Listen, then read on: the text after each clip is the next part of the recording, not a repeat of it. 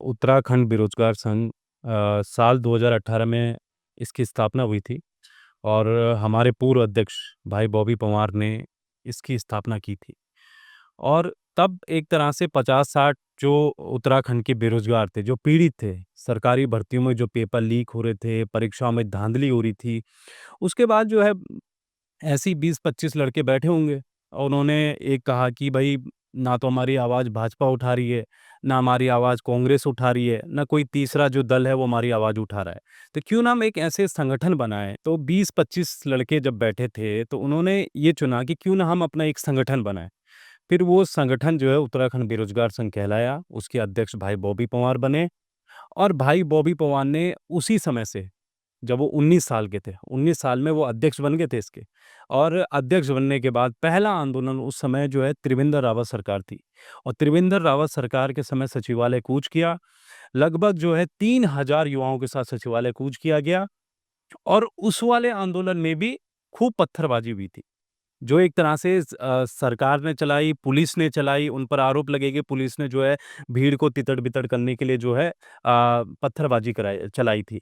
तो उस वक़्त फिर धीरे-धीरे करके जो है जब प्रदेश के युवाओं को भरोसा हो चला कि हाँ, भई कोई ऐसा संगठन है, उत्तराखंड बेरोजगार संघ जो हमारी आवाज़ बन सकता है, उसको लेकर फिर धीरे-धीरे करके जो है आगे बढ़ते गए और राज्य गठन के बाद से उत्तराखंड के इतिहास की सबसे बड़ी एक तरह से भीड़ लगभग जो है 18 से 22 हजार युवा एक साथ देहरादून के गांधी पार्क में एकत्रित हुए थे। पूरा देहरादून जाम हुआ था उस दिन।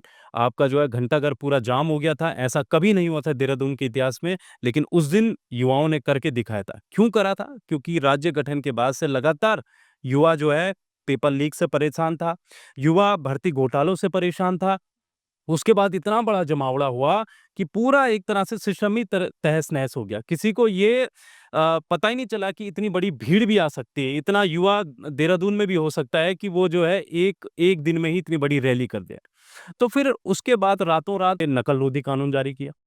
अब आप ये समझ सकते हैं कि भई जिस नकल रोधी कानून के लिए हम लोग जो है हमसे पहले के युवा भी 2000 से वो 2023 में वो नकल रोधी कानून सिर्फ़ एक भीड़ जो लगभग 20-22 हज़ार युवाओं की भीड़ थी, उस भीड़ के बल पर वो नकल रोधी कानून रातों-रात लाए।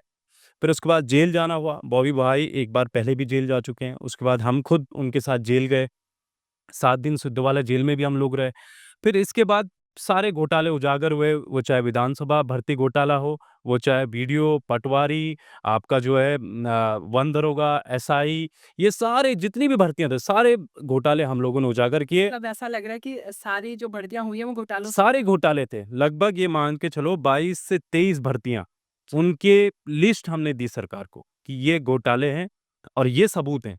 वो सारी चीज़ें हमने दी और उसके बाद सारी जो है घोटाले उजागर हुए, फिर से नई परीक्षाएँ हुई, फिर से जो है कैलेंडर जारी हुए, आयोग का ट्रांसफ़र कराया गया कि भई आपके बस की नहीं है। लोक सेवा आयोग को फिर सारी परीक्षाएँ दी गई, उसने फिर परीक्षाएँ कराई।